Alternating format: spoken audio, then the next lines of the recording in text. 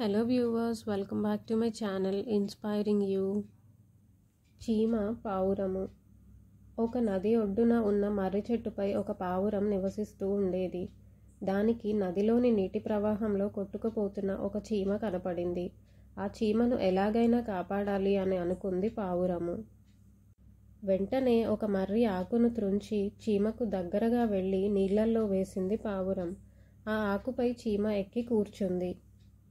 తేలుతున్న ఆ ఆకు ఒడ్డుకు చేరడంతో చీమ భూమిపైకి వచ్చింది. పావురం చేసిన సహాయానికి ధన్యవాదాలను తెలియజేసింది చీమ. చీమ కొంత దూరం ప్రయాణం చేశాక విల్లమ్ములతో అటువైపు వస్తున్న ఒక వేటగాడిని, ఆ వేటగాడు పక్షుల కోసం 4 వైపులా గాలించడం, చెట్టు కొమ్మపై కూర్చొని తినడంలో నిమగ్నమైన పావురాన్ని కూడా వేటగాడు చూడటం కూడా చీమ చూసింది. ఒక్క క్షణంలో వేటగాడు చెట్టు వెనుక దాక్కొని బాణం ఎక్కుపెట్టి పావురానికి గురిపెట్టాడు.